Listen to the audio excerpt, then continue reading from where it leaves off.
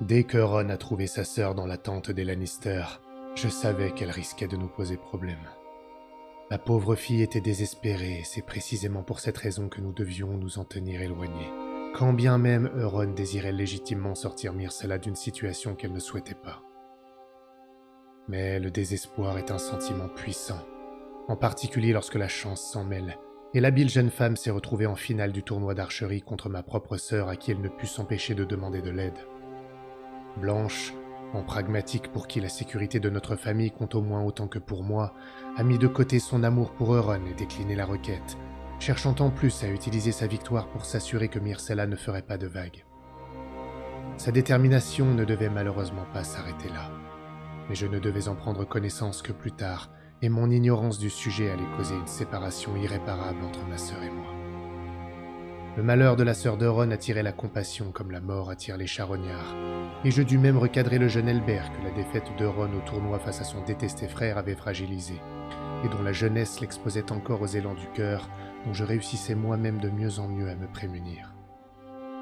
Finalement, malgré son impulsivité et son désintérêt pour la politique, Blanche était peut-être la seule personne suffisamment forte pour m'épauler réellement dans mes nouvelles responsabilités de circonstance. Toujours est-il que Myrcella avait ouvertement avoué à Elbert qu'elle comptait s'enfuir, initiative dont nous ne devions surtout pas informer Euron tout en nous gardant bien d'intervenir. Pauvre fille, je la comprenais autant que je ne pouvais autoriser que l'on s'immisce dans les affaires des Lannister. Pourtant, Blanche craignit que cette fuite nous retombe dessus, et elle suivit donc Myrcella dans la forêt pour tenter de la convaincre une dernière fois de renoncer à son dessein. Rien n'y fit. Le lendemain matin, nous avons quitté le domaine Bracken et fûmes pris dans une embuscade tendue par des cascasures qui tentèrent d'enlever le maître Ryan que nous ramenions à Vercourt. Le combat fut rude, et il me coûte terriblement de devoir annoncer à leur famille la mort de tous les hommes que nous avons perdus. Moi-même, je serais mort sans l'intervention in extremis des Lannister qui pensaient trouver Myrcella avec nous après avoir constaté sa disparition. De retour à Vercourt, le glas sonna pour ma détermination déliquescente quand le maître Alaric me tendit la lettre du Lord commandant de la garde de nuit qui m'annonçait que mon frère Ricard était tombé au-delà du mur. Toutes mes forces m'abandonnèrent et je me sentis écrasé par le vide de l'apathie. J'annonçai fébrilement la nouvelle à Blanche, ébranlé par cette perte qui m'arrachait le cœur, et reçu en retour la colère de ma sœur qui m'accusait d'avoir ignoré son rêve prémonitoire. C'en fut trop, et je proférai des paroles que je regrettais dans la seconde, jusqu'à ce que Blanche me jette à la figure le fait qu'elle avait assassiné la sœur de son propre mari pour protéger la famille. Ma sœur, Blanche, une meurtrière. Je ne la reconnais plus. Je ne reconnais plus Vercourt. Ricard, mon frère, ne m'abandonne pas.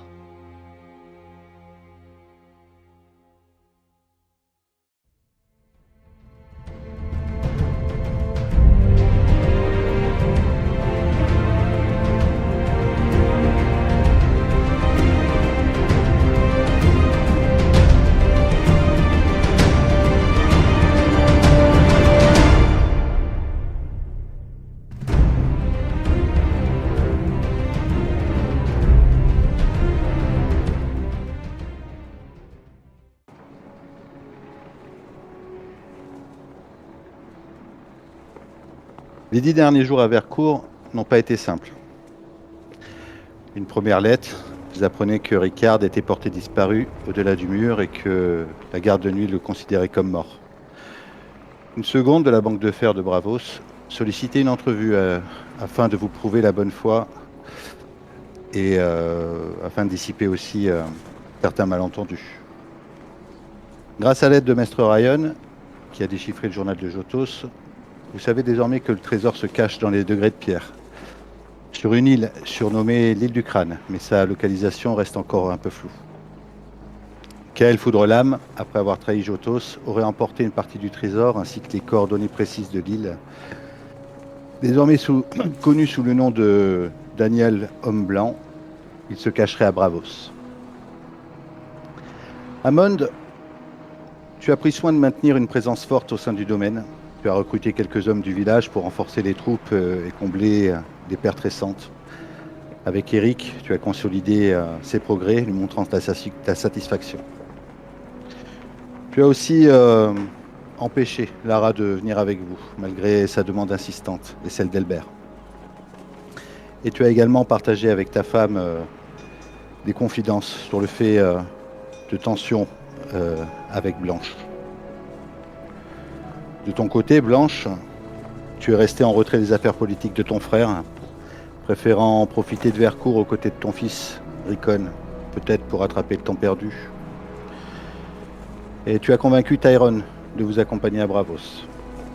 Le reste du temps, tu l'as consacré à assister Maître Ryan auprès de ton père et de ta mère de lait, Annalie.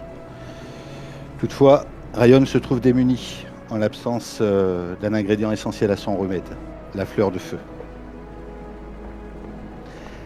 Elbert, tu as joué un rôle important dans le décodage du journal et c'est désormais toi qui le gardes précieusement avec toi. Lors de tes échanges avec Euron, tu lui as remis le médaillon de sa mère que vous avez trouvé à la maison Solvert. Et tu as préparé aussi votre arrivée à Bravos. Tu as envoyé un corbeau à un des vieils amis de ta famille pour qu'il puisse vous accueillir et faciliter vos démarches une fois sur place. Mais tu n'as pas réussi à convaincre Hammond d'amener Lara à Bravos avec vous. Une décision que tu as dû accepter, non sans une certaine frustration.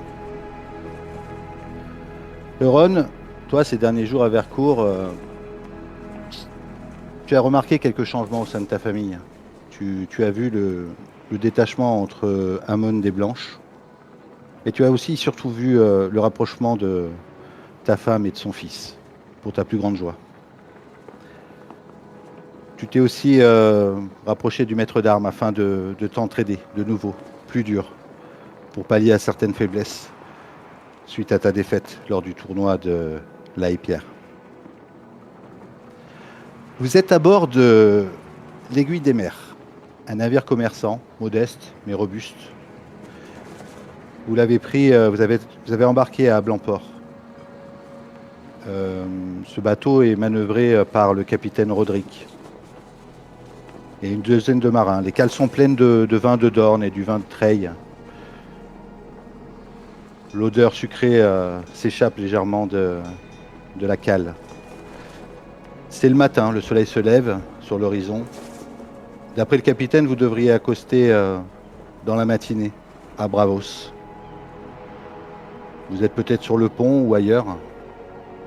Je vais vous laisser la main quelques instants pour échanger entre vous si vous le désirez.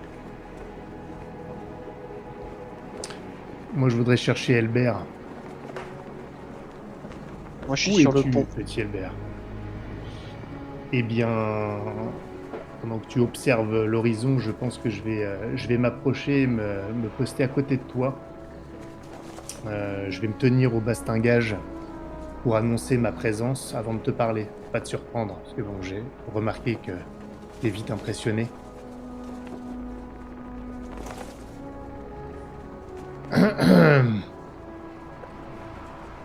C'est Armand.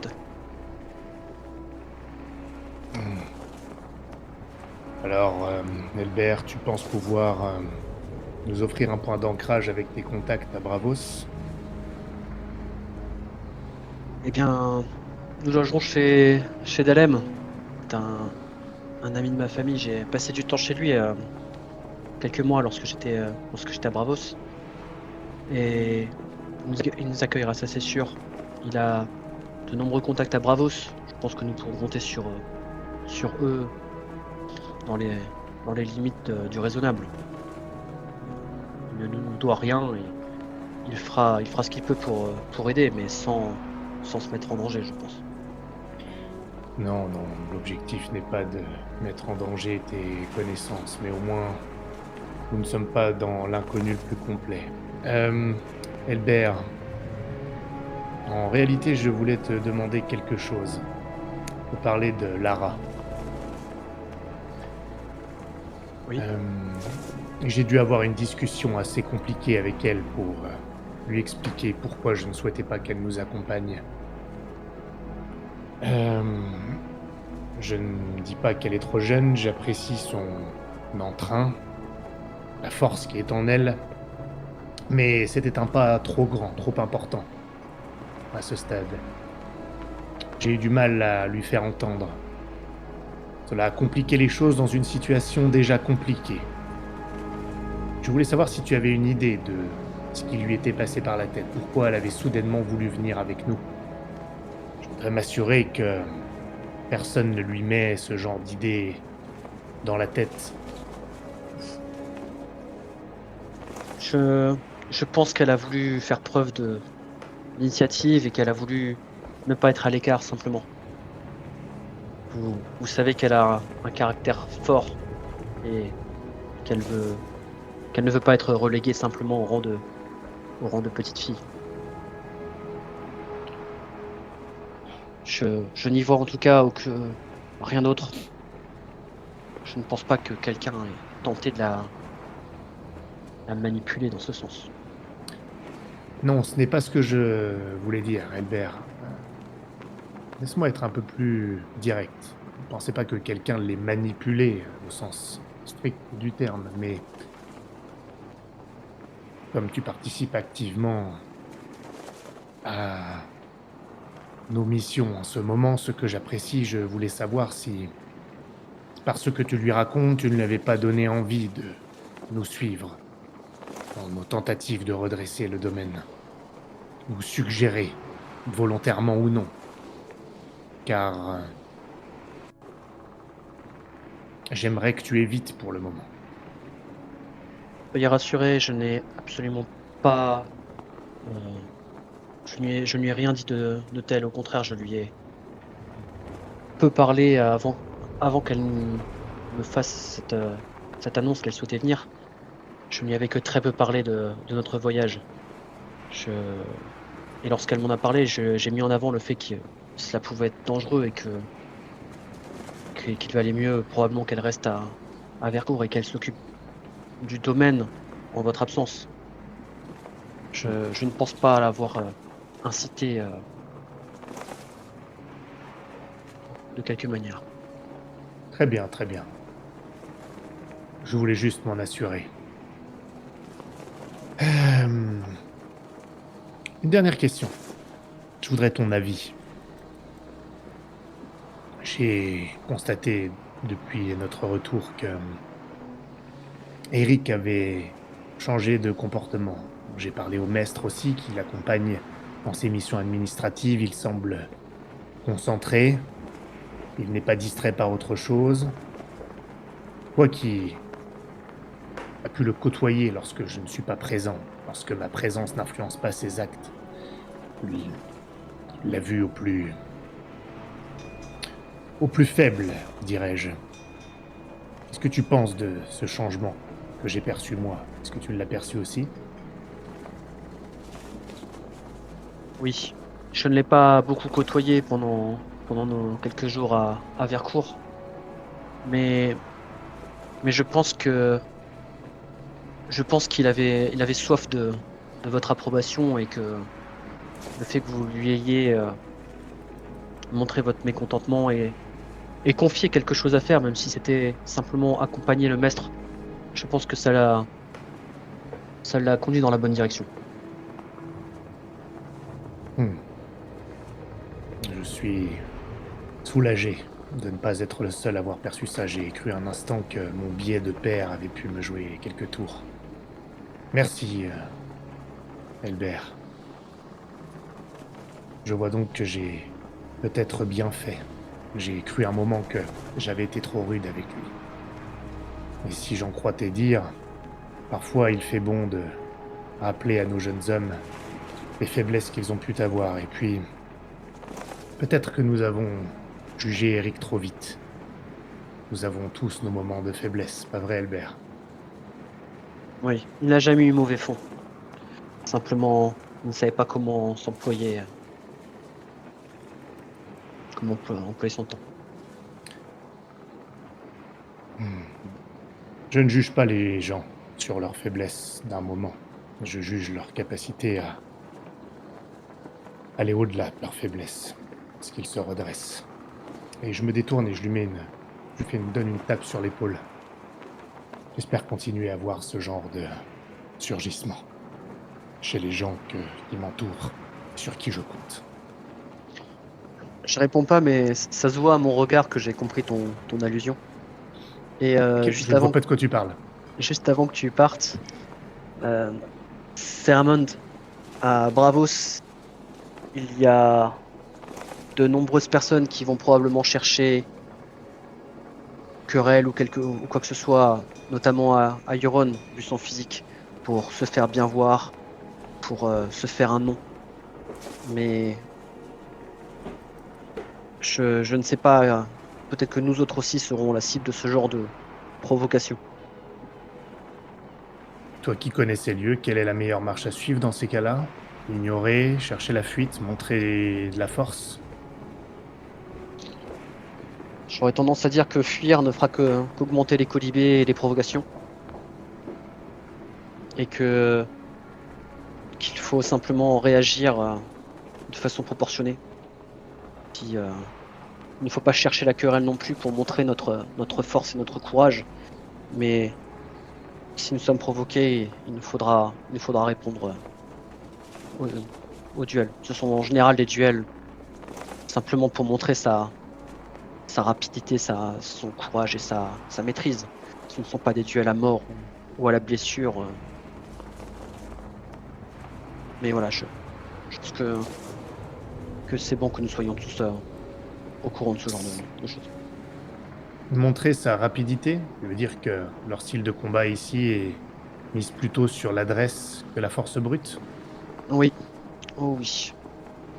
Les quelques duels auxquels j'ai pu assister ressemblaient plus à des balais qu'à des joutes.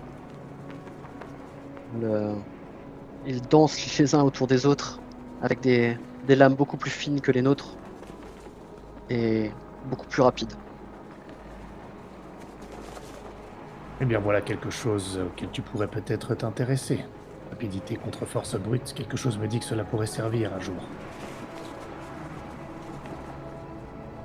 C'est sûr.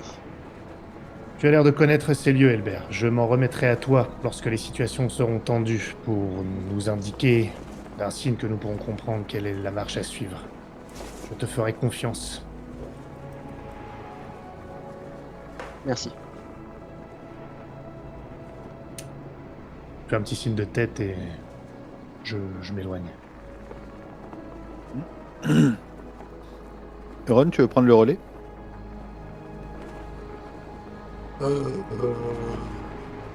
Ouais, ouais. Je m'approche de Blanche, qui est peut-être qui doit être peut-être sur le bastingage pensif de l'autre côté du bateau, à l'extrême opposé de. Attends, on va te monter ton son parce qu'on t'entend pas. On t'entend pas. Ah pardon, parce que je suis loin du micro, c'est moi. Ah oui, My bad. c'est peut-être ça. Parce que je me suis éloigné du micro, pardon. Je pense que je vais me mettre un système pour l'avoir comme ça. Et du coup, ouais, je m'approche de Blanche.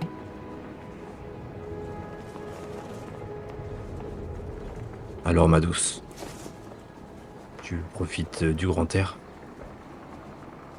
Je pense que je sursaute quand je t'entends et tu m'as fait peur. Oui, c'est la seule chose à faire sur un bateau. Je ne voulais pas te surprendre. Tu penses à Ricon?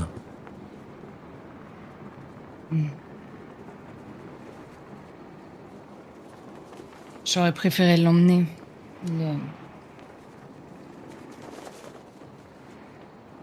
J'ai tellement...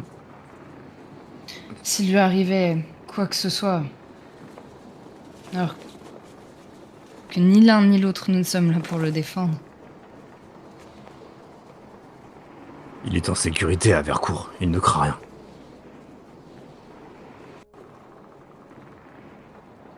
Tu crois? Nous l'avons laissé avec des femmes et des enfants. J'ai eu beau montrer à Lara comment quitter le château rapidement et rejoindre le garde-chasse, je suis presque persuadée qu'en cas d'attaque de mercenaires, ils se feront tuer tous les deux.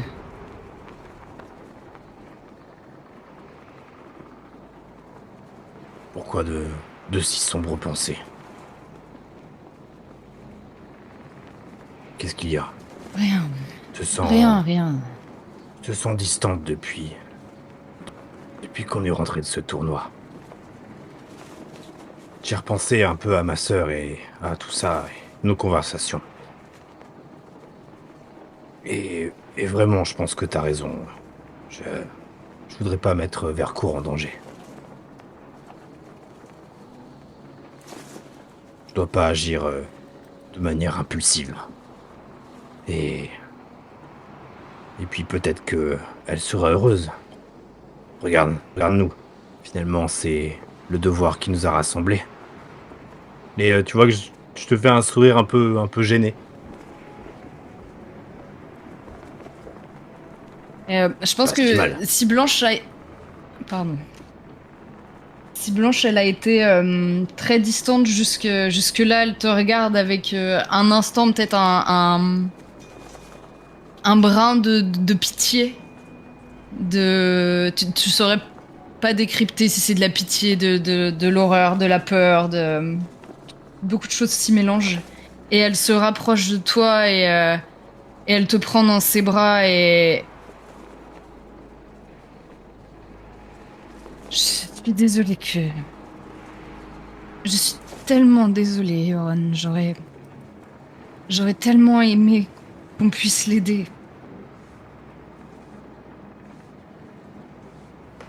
On trouvera un moyen. Je ne perds pas espoir.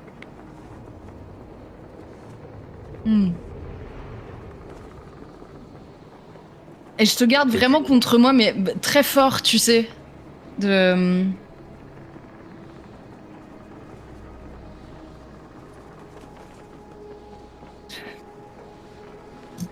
Autre chose t'inquiète? J'ai vu qu'avec Amande, vous étiez distants. Je sais qu'il n'est pas quelqu'un de toujours facile ni le plus agréable, mais quand même. Vous avez la chance d'être là l'un pour l'autre. Alors, autant en profiter.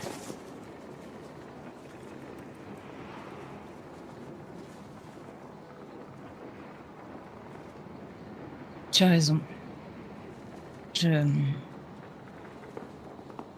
Mais c'était son... Je ne sais pas, c'était de l'avoir vu si faible. Et... J'avais besoin qu'il soit fort à ce moment-là, vraiment.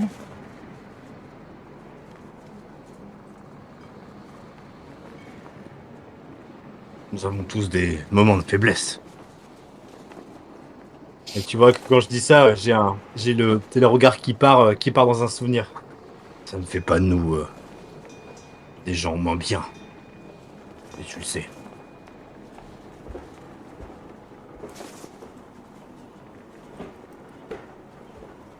Ouais, Enfin. je sais. Je suis désolée. Je suis vraiment navrée, Yoran. Ne le sois pas. Vraiment. Et je te passe une main sur le visage. Sache, je tasse ces sombres pensées. Et tu sais que tu peux tout me dire. On se verra plus tard. Et je m'écarte, tu vois, je te laisse à tes pensées et je te laisse tranquille.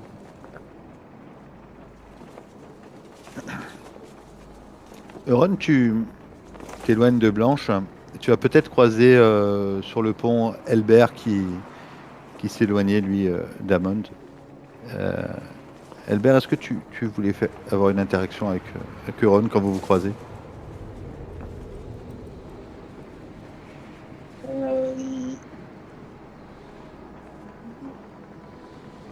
Je vais juste lui donner le même avertissement que celui que j'ai donné à Hammond.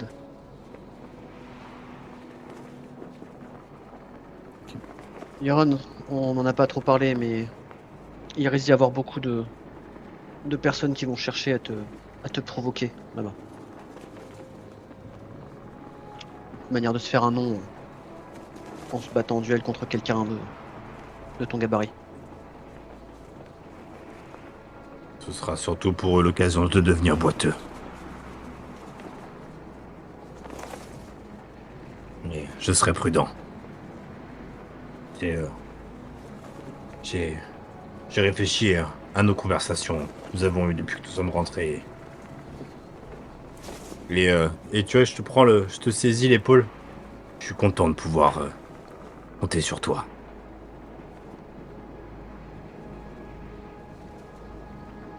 Je pose la main sur ta main là que t'as mise sur mon épaule. Moi aussi, je suis content de pouvoir compter sur toi. Merci, mon frère.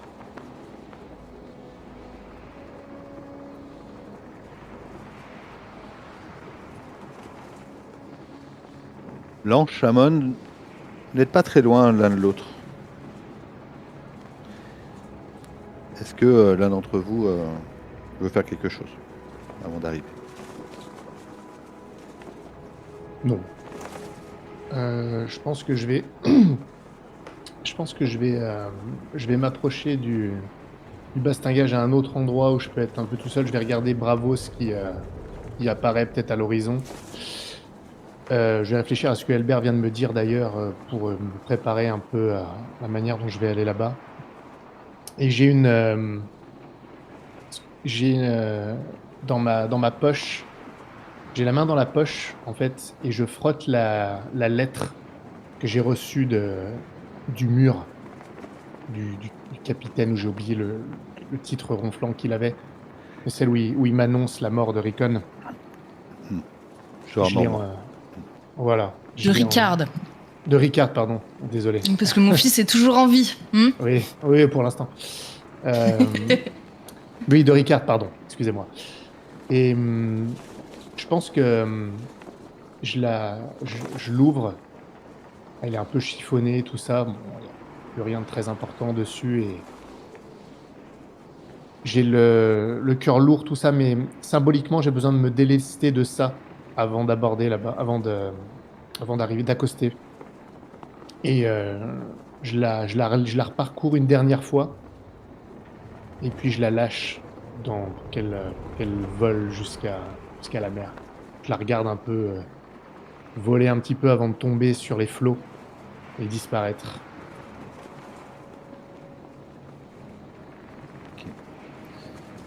Blanche, toi, est-ce que tu fais quelque chose? On accoste à Bravos dans combien de temps? On peut accoster quand tu veux. Si tu me dis que c'est bon pour toi, on accoste. Non, mais je vais aller le voir maintenant, Amand.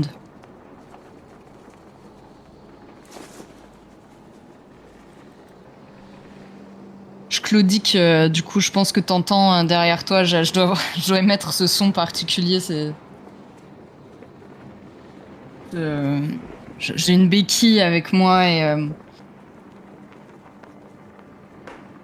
et je regarde la lettre qui s'envole quand j'arrive. Je pense que je te remarque. Je te dis rien de particulier, je te méprise pas ou autre. J'ai compris que si tu venais, c'est que tu voulais me parler. Donc je tourne légèrement la tête, que j'ai perçu le mouvement. Et je la tourne à nouveau vers la mer, non pas pour t'ignorer ou te bouder, mais plus pour attendre en fait, pour pas être dans la confrontation directe.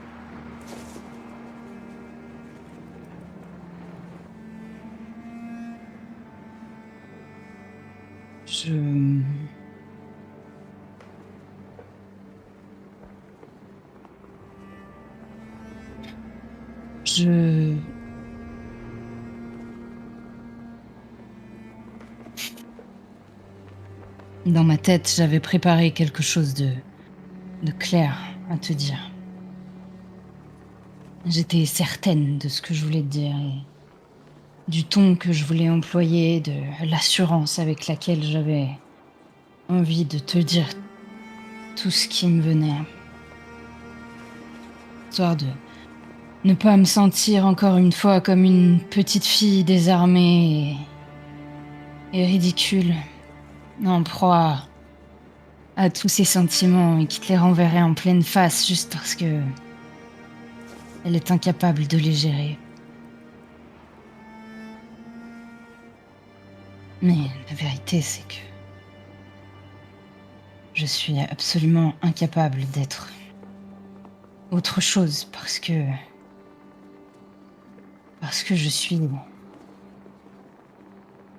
en proie à tous ces sentiments et c'est encore pire.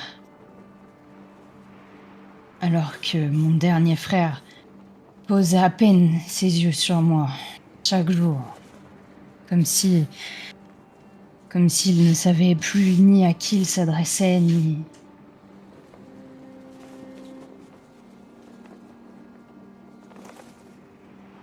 Je n'ai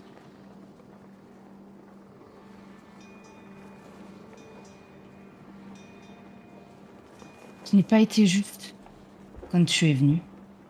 Et je suis désolée de ne pas avoir été là. Mais j'avais bien d'autres choses en tête, Amon, et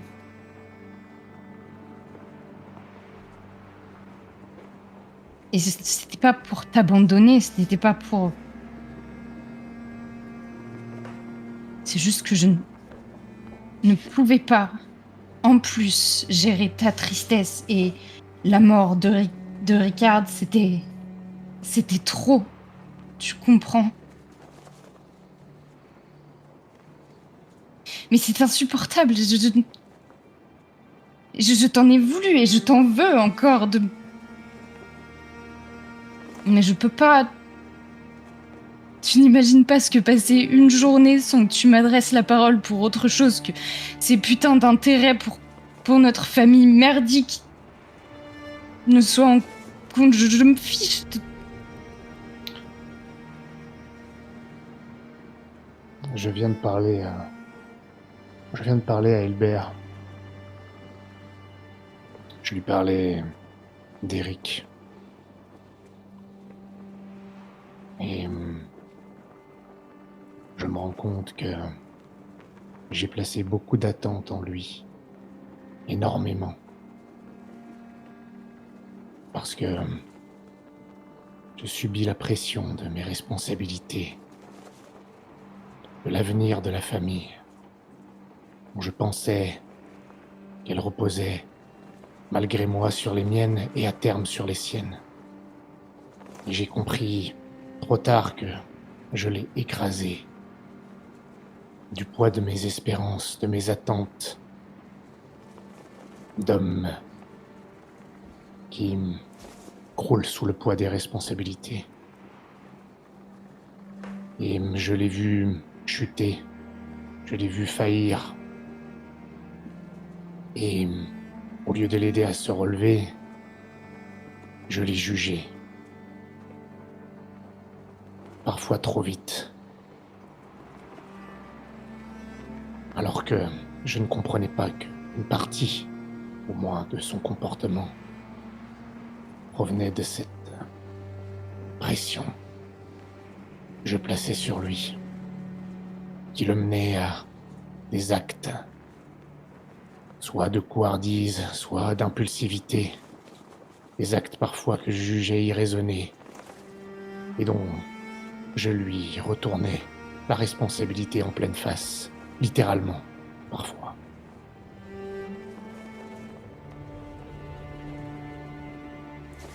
Je ne te cache pas que... Oui, j'ai encore du mal à voir à qui je m'adresse et qui tu es derrière cette façade. Mais je ne peux m'empêcher aussi de me demander si ton action n'a pas été dictée par ce poids intense que j'ai imposé sur le domaine. Cette forme d'égoïsme.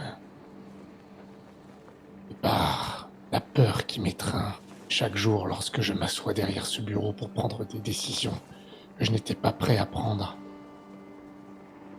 parce que notre vieux père n'est plus capable de les prendre alors que il est celui qui devrait les prendre.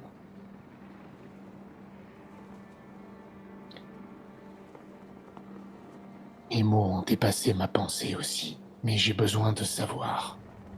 Et je décale j'avais la main gauche sur le bastingage, je la décale pour te laisser de l'espace, pour te montrer que je voudrais que tu te rapproches. J'attends que tu le fasses avant de poursuivre. J'avance.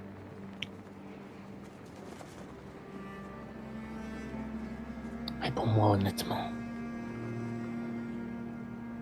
Pourquoi est-ce que tu as fait ce que tu as fait? As-tu seulement hésité? Tu pensé à...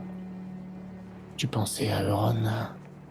Ou même tout simplement à ce que tu faisais?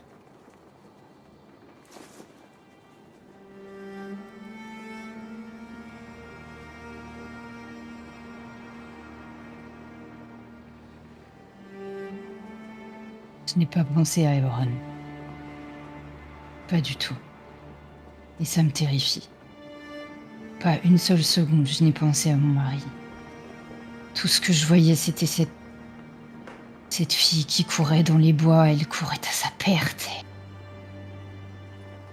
Elle nous aurait forcément rejoints aussi.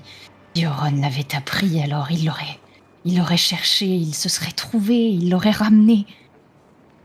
Et quand bien même je l'aurais ramené jusqu'au Lannister, que m'aurait-il dit? M'aurait-il cru? Ils auraient trouvé un moyen tordu de ramener ça comme si c'était une faveur qu'on leur devait, comme si... Et elle était si faible et si en proie. Elle n'aurait jamais tenu sa parole. Elle m'avait promis de partir sans un bruit, de se tenir à la disposition des Lannister. Elle m'avait promis tout ça et elle s'est enfuie dans la nuit. Elle n'aurait jamais tenu sa parole.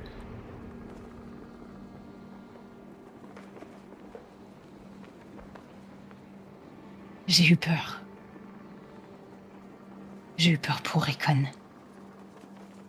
J'ai eu peur qu'ils me le prennent comme ils ont pris Euron et Myrcella.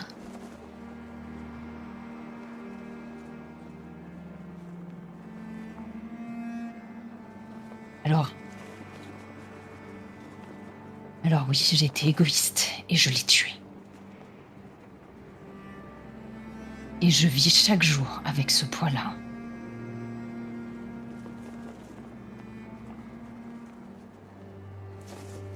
Il y a peu, j'ai fomenté une manigance pour sauver notre hôte. J'ai orchestré la mort d'un des prisonniers du Corbeau.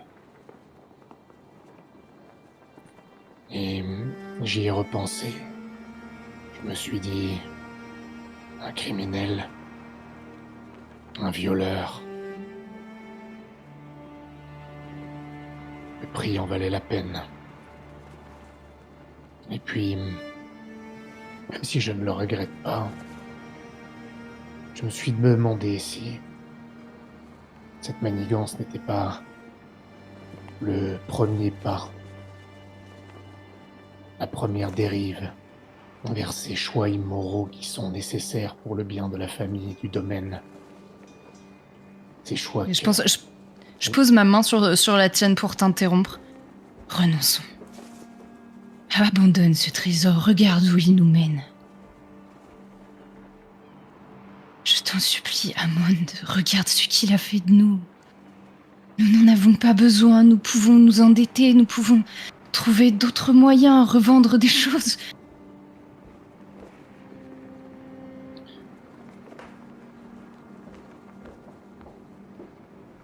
Il n'est pas trop tard, d'accord? Notre famille ne vaut pas... Nous ne pouvons pas faire ça et c'est tellement risqué. Est-ce que si nous nous sommes découverts, tu as imaginé tout ce qu'il pourrait nous faire? Imagine ce que Lara deviendrait.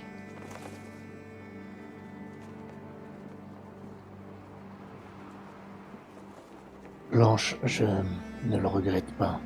J'ai vu ce glissement. J'ai vu ce que les responsabilités peuvent nous faire devenir. Mais j'avais fini par accepter que cela déteindrait. La seule erreur que j'ai commise, c'est que j'ai cru que cette dérive forcée ne serait que ma croix à moi, et je n'avais pas anticipé que quelqu'un d'autre, toi en particulier, devrait la porter à ma place. Je suis navré que tu aies eu cette décision à prendre, que tu aies dû te salir les mains comme ça pour notre famille. En revanche, notre famille en vaut la peine. Elle vaut tout. Elle et les gens dont nous avons la responsabilité. Je regrette D'autres pourraient simplement. prendre ces trucs. Non.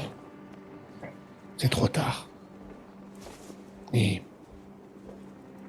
ce prix n'est rien si nous n'en faisons pas quelque chose. Nous avons déjà payé le prix. Maintenant, il faut récolter ce que nous avons payé.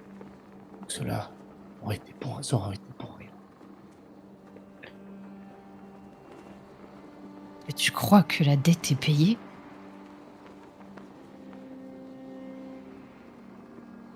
J'ai peur que l'or ait bien plus soif de sang que nous. Probablement, mais cette fois, je paierai à ta place. Une dernière chose. Je me rapproche de toi. Je me penche un peu. Euron ne doit jamais savoir. Jamais. Ou le prix à payer sera bien plus lourd.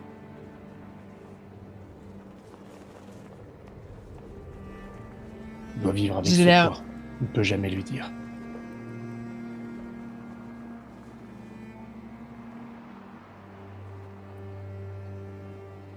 Je ne sais pas combien de temps. Tu n'as pas le choix. Là est le poids des responsabilités. Merci de les partager avec moi. Et je retire un peu ma main, mais je la retire pas violemment. Je te la presse entre mon pouce et mon index. Il y a une sorte de frottement de peau avant que je parte. Volontaire. Une sorte d'étreinte comme ça entre les doigts. Et je marche, je m'éloigne de toi. Je le regarde simplement en me disant que on va tous mourir pour cet or.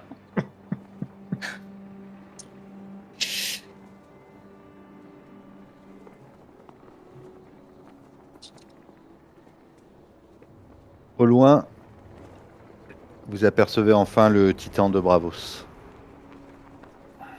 Imposant et majestueux. Une énorme statue, sculptée dans de la pierre sombre, qui s'élève au-dessus de l'entrée du port. Tous les bateaux passent dans l'arche que forment ses jambes. Regardez, mes amis! Regardez le titan. À l'époque, il protégeait Bravos de tous les envahisseurs.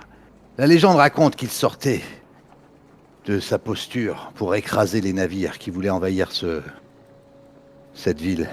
Mais bon, c'est des légendes. Accrochez-vous, ça remue pas mal quand on passe dessous. Vous traversez.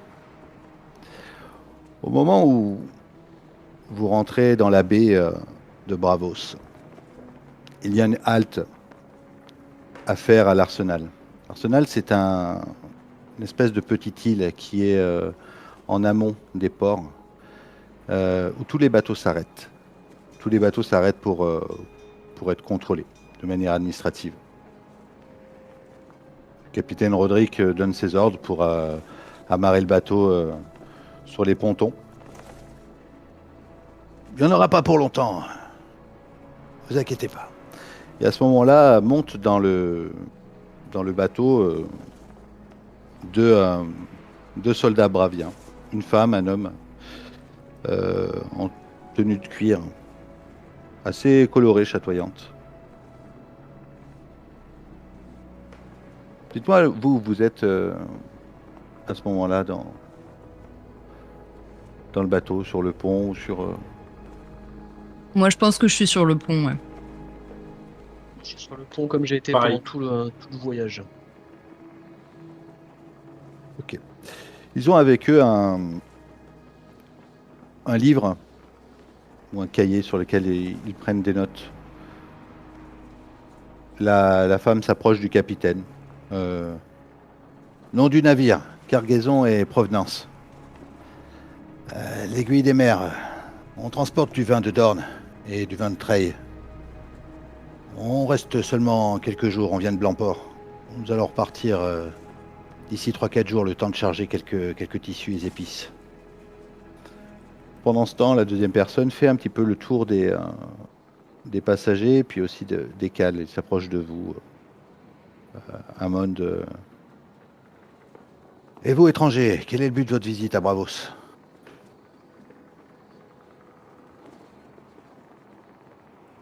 Il parle en bravien ou en Westerosi? Non, il parle en commun.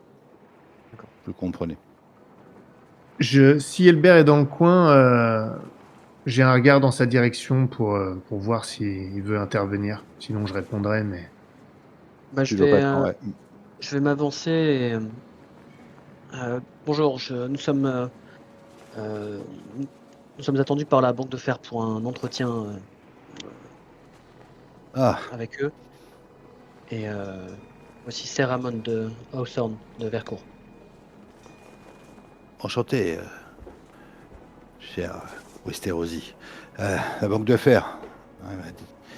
Vous allez devoir attendre. Beaucoup de gens souhaitent les voir en ce moment. C'est incroyable.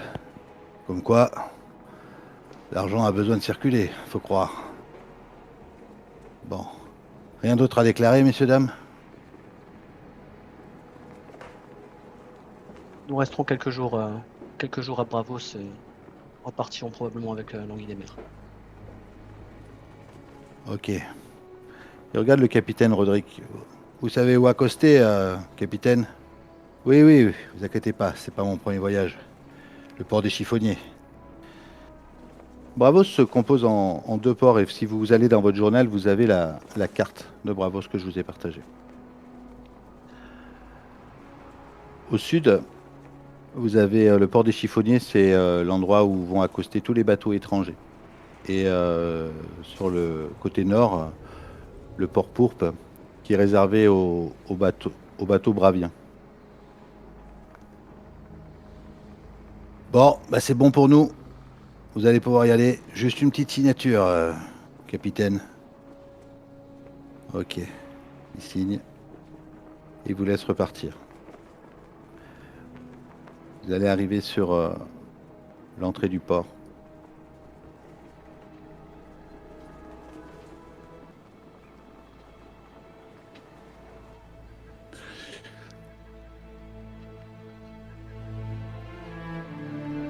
Le port, c'est le matin. On est à peu près vers 11h du matin. Il y a énormément de foule.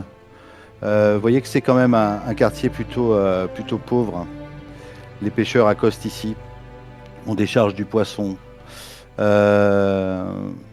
Quelques courtisanes, voire peut-être des catins aussi qui passent, qui viennent saluer les marins. Des enfants qui courent. Une salubrité assez conséquente. Le bateau s'amarre. Voilà, vous êtes arrivés. Nous, on repart d'ici 3 jours. Si vous n'êtes pas au rendez-vous, il faudra prendre un autre moyen pour repartir, Sir Hammond. C'est un plaisir de voyager avec vous. Nous allons décharger ici. Merci.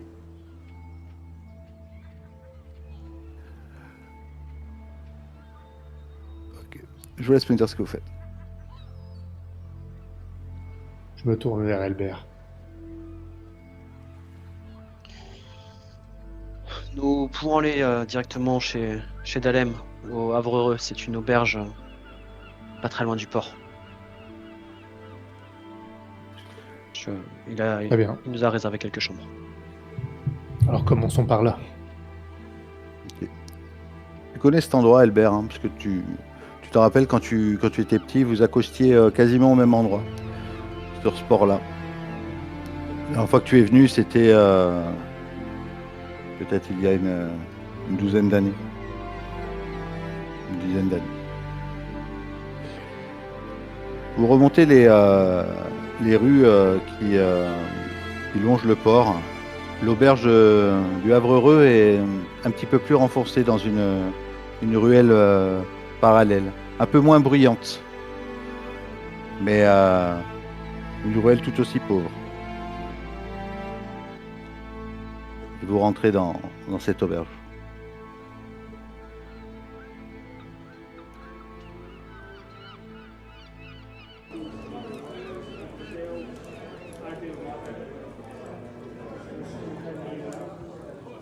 Il y a déjà beaucoup de monde à l'intérieur de l'auberge. Des marins qui commencent à prendre quelques plats pour le service du midi. Des serveuses. C'est un espace assez grand, assez lumineux, mais assez austère malgré tout. Quand vous rentrez, les gens se retournent sur vous, mais sans plus de regard insistant. Comment vous êtes habillé? Surtout Oren, comment tu es habillé?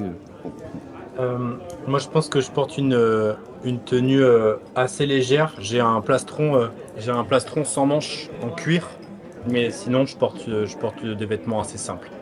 Et je pense, je dois avoir mon épée, j'imagine, à la ceinture. La grosse épée? Ouais, bah pas la grosse épée, pas une grosse épée, mais un truc assez conséquent quand même. On s'est quand même retourné sur toi, hein, sur le passage dans les rues. Certains gamins, hein, tu vois, qui voient des armes lourdes comme ça, qui essaient peut-être même de vouloir toucher. Amon, toi, comment vous êtes vêtu? Est-ce que vous êtes reconnaissable? Est-ce que toi, on reconnaît que tu es un seigneur de Westeros ou Non, je pense pas, non. Je pense que je me suis pas fringué comme un pécor non plus, mais je veux pas être reconnaissable comme un seigneur. Donc quelqu'un qui est plutôt bien habillé, tu vois, comme un marchand, quelque chose dans ce D'accord. goût-là. Ok, histoire de passer inaperçu, c'est ça? Voilà, c'est ça. D'accord. Elbert? Alors, moi, chose assez rare, je porte. Bon, j'ai une tenue de voyage, hein, c'est assez légère, mais je porte. C'est quelque chose que vous avez pratiquement jamais vu, je pense, les couleurs de la maison Rive Calme.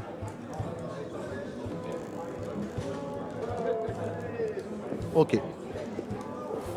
Bon, Planche, je te demande pas, mais je pense que tu Bon, es comme une pute, hein. Pardon. Oh Mais non, mais je sais que tu t'habilles sobrement. Non, mais vous étiez beaucoup trop sérieux là, à parler de vos fringues. Ah, Non, mais je sais pourquoi. C'est important, hein. c'est important, ouais. J'en ai marre de ces joueurs.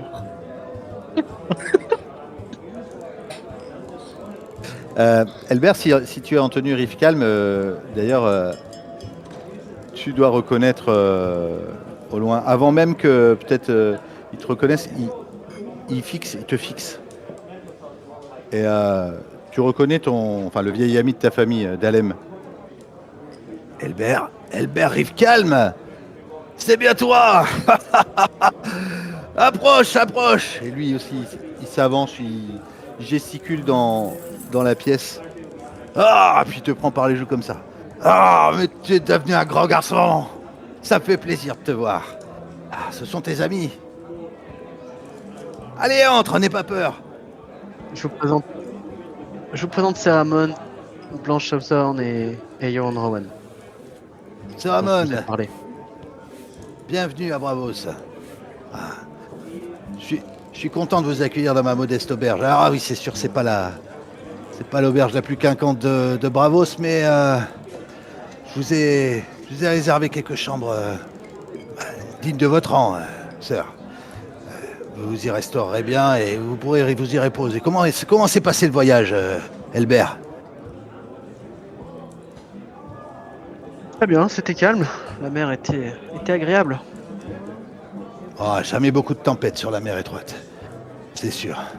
Avec tout ce que transportent ces marchands, il vaut mieux. Allez, mais prenez donc une table. Raïsa! Allez, serre la table là pour nos amis. Installez-vous. Allez, je pense que vous devez avoir faim. Allez, emmène quelques plats. Du poisson fumé et des coquillages. C'est tout ce qu'on a ici. La viande, c'est pour les riches. Mais bon, j'ai un peu de bon vin aussi. Pas du vin de Dorne, hein, bien sûr, mais du vin de Pentos. Ça fera bien l'affaire. Est-ce que je vous sers à tous? Ça sera très bien, merci bien. Allez. Allez, je reviens vous voir tout de suite. J'ai quelques clients à servir.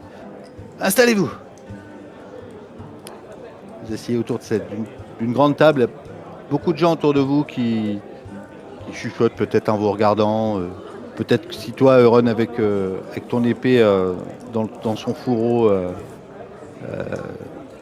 ça fait peut-être jaser. Moi, je voudrais poser une question à Elbert une fois qu'on est attablé.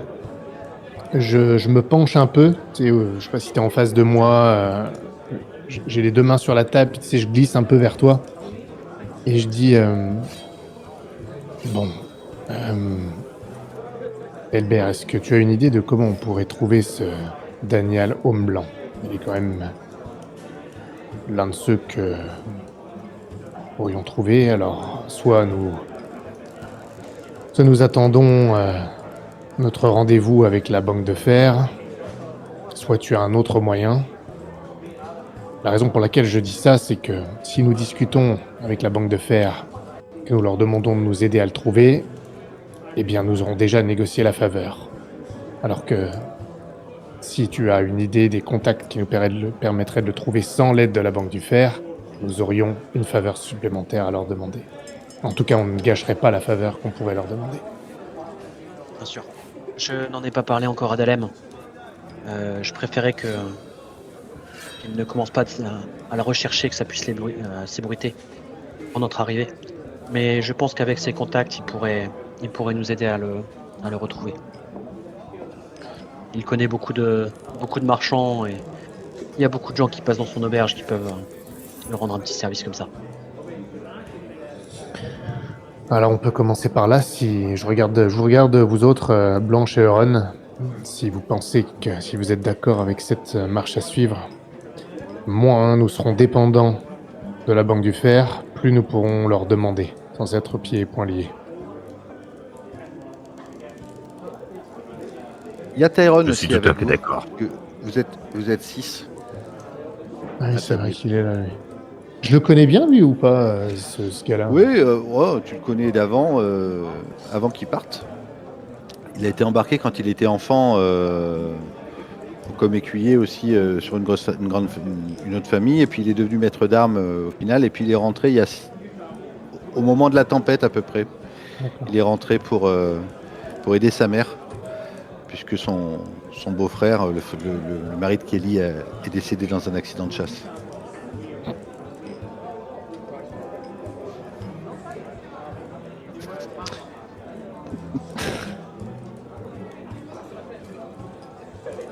Donc effectivement, c'est un bon combattant.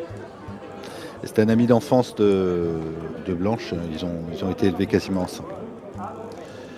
Et Euron, il sait qui c'est ou pas? Il connaît le vécu ou pas? Parce que bon, j'imagine que moi, je dois connaître le vécu. En fait, j'ai besoin de comprendre ce que je sais des relations entre les personnes autour de la table, quoi.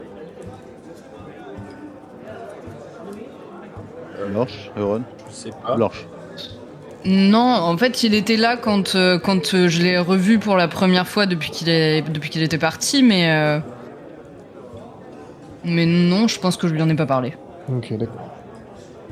Moi, je soupçonne une histoire un peu entre les deux, mais c'est tout, quoi.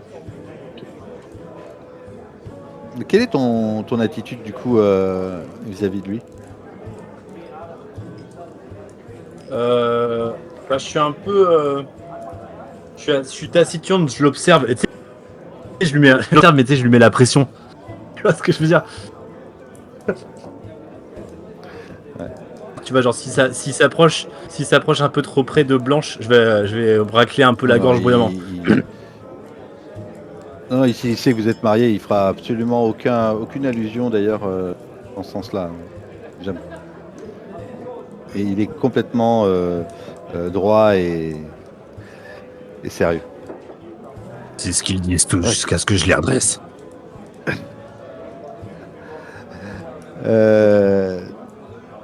Dalem revient vers toi. Vous avez ce qu'il vous faut? Ah, je vais m'asseoir un petit peu avec toi, Albert, si ça vous dérange pas, messieurs, dames. Non, non, avec plaisir. Ah, Vite. C'est un plaisir de rencontrer un ami d'Elbert. oui, alors je suis pas vraiment un ami. Hein. La dernière fois que je l'avais vu, c'était il y a au moins une dizaine d'années. C'était encore un petit garçon. Il venait avec son frère et son père, d'ailleurs, que je n'aime pas beaucoup. Et d'ailleurs, c'est incroyable. Il y a une dizaine d'années que j'entends pas parler des rives calmes, et puis la même semaine, les deux frangins à Bravos en même temps.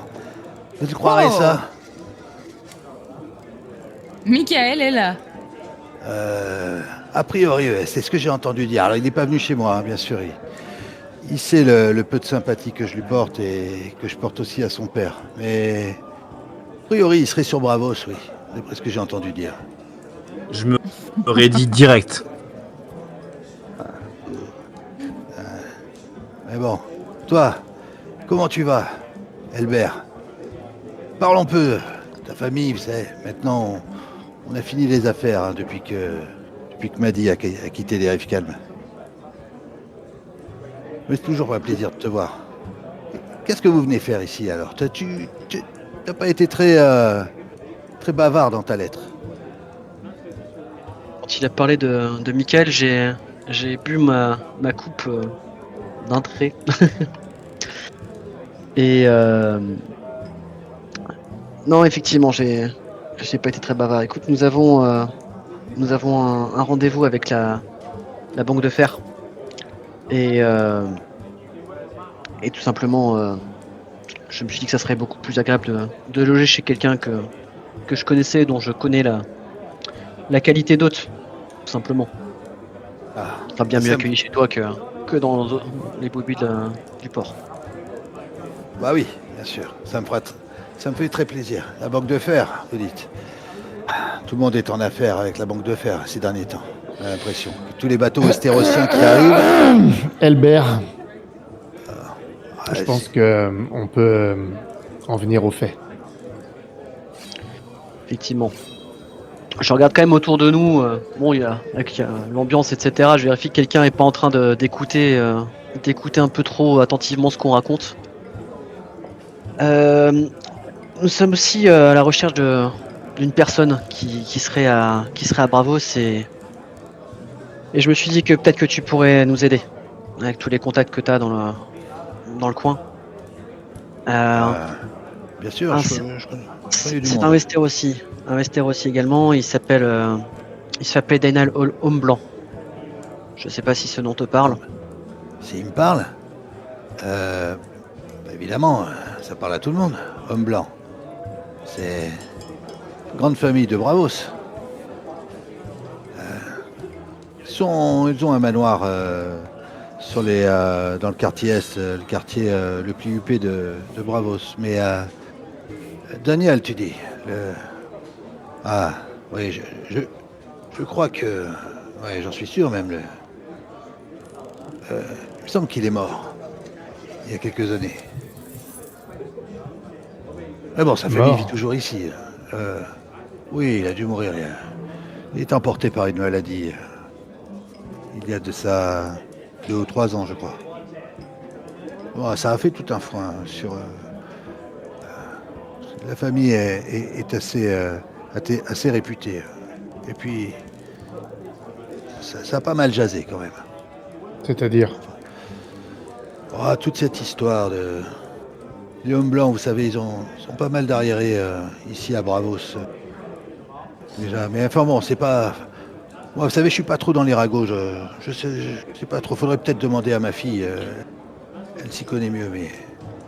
Ce que je suis sûr, c'est que Daniel, lui, il a cassé sa pipe il y a quelques années. Pourquoi votre fille en saurait plus? Oh, vous savez, elle traîne un petit peu dans le quartier avec tous les spadassins, tous les jeunes. Ils s'avinent des fois le soir. Ici, c'est...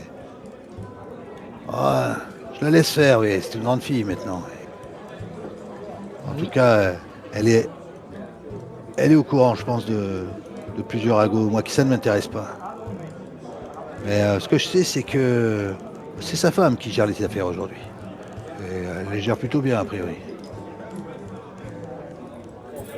Et où peut-on la trouver, votre fille? Pardon. Oh, elle doit pas être très loin, d'ailleurs. Elle devait m'aider à servir ce midi, là, mais je vais voir si je la trouve. Elle est peut-être dans la cuisine, même, d'ailleurs, si ça se trouve. Avant qu'il se lève pour la chercher, tu as dit qu'il est mort il y a quelques années déjà? Tu te rappelles quand à peu près? Ouais, il y a 2 ou 3 ans, oui. Il y a 2 ou 3 ans qu'il est mort. Et la famille Homme Blanc, elle est installée ici depuis longtemps, tu disais? Ouais, ça fait toute une histoire à l'époque, je me rappelle bien. Ce Westerosi qui venait de nulle part, qui est arrivé, une histoire d'amour aussi avec un marchand, un prince marchand. Et ils ont failli en venir aux armes, et puis finalement, ça s'est arrangé, je ne sais comment. Puis il a acheté une vieille maison qu'il a fait complètement rebâtir. Un beau palais, hein. Je ne cache pas que... Il y a une quinzaine d'années à peu près, c'est ça? Ouais, ça doit être ça. Ça doit être quelques années après que je me sois installé ici à Bravos. D'accord. Mais Qui, dès que je... Dites-moi. qui était ce prince marchand avec qui il avait eu un conflit? Bah oui, il me semble que c'est Ambadis Tremolo. Il est toujours il est toujours sur Bravos d'ailleurs. Et, mais comme je vous dis, ma fille en saura plus sur ces histoires. Je vais aller vous la chercher.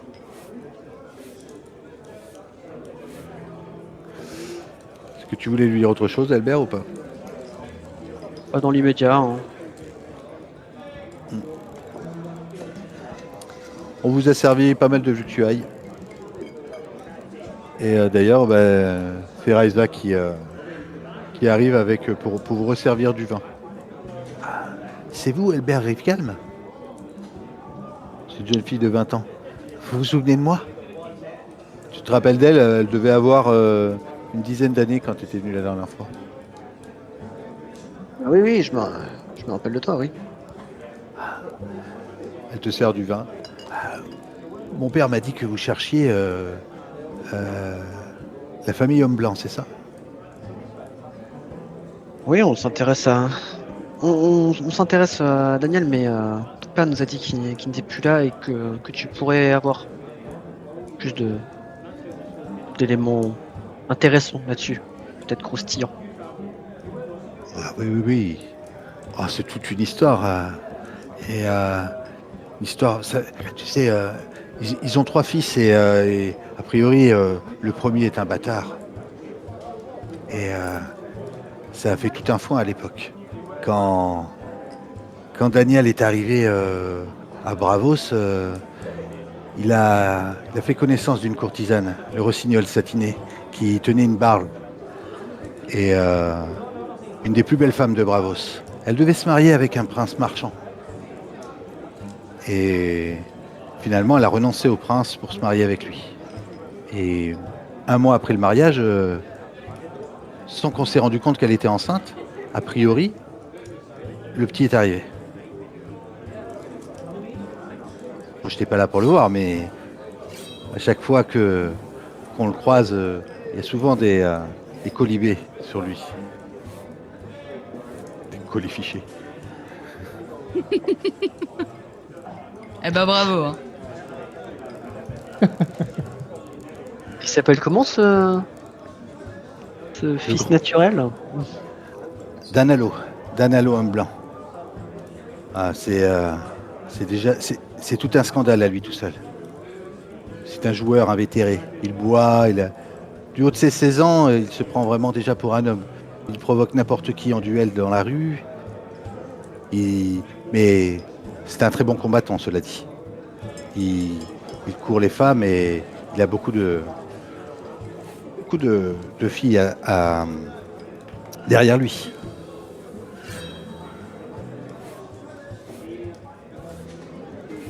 Si jamais tu le cherches, tu pourras facilement le trouver, soit à la ville noyée, parce que c'est souvent là que les spadassins s'entraînent ou provoquent les gens en duel, soit sinon,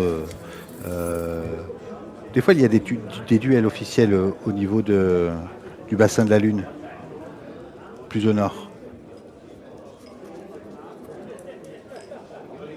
Oui, je me rappelle effectivement.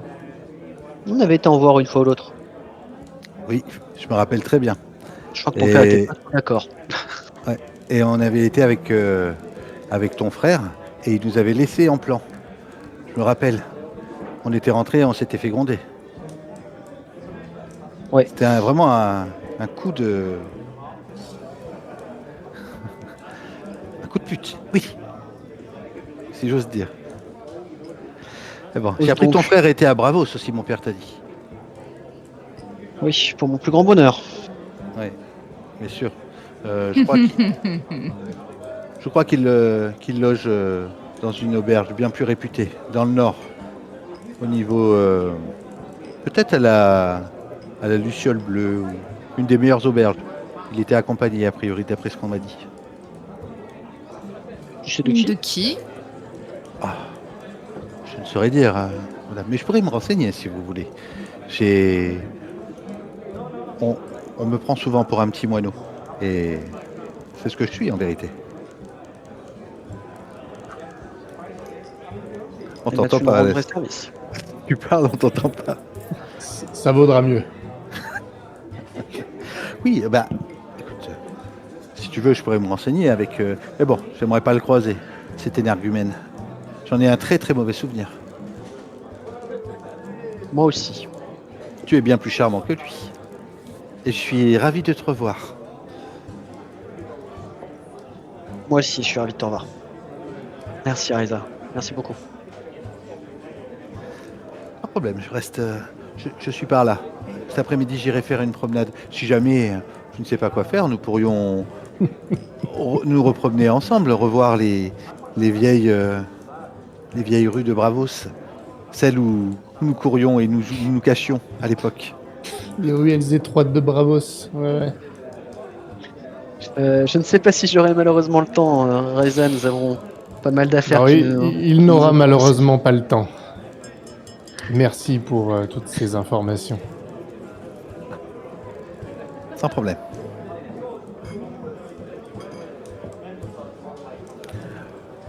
Vous pouvez disposer de vos chambres si vous voulez pour vous installer, pour peut-être vous mettre plus à l'aise, Ron.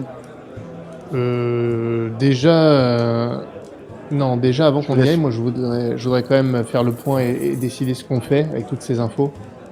Bon, s'il est mort, ça veut dire qu'il a sans doute fait sa fortune avec la part du trésor qu'il a volé, mais ça ne veut pas dire qu'il a transmis quelque information à qui que ce soit.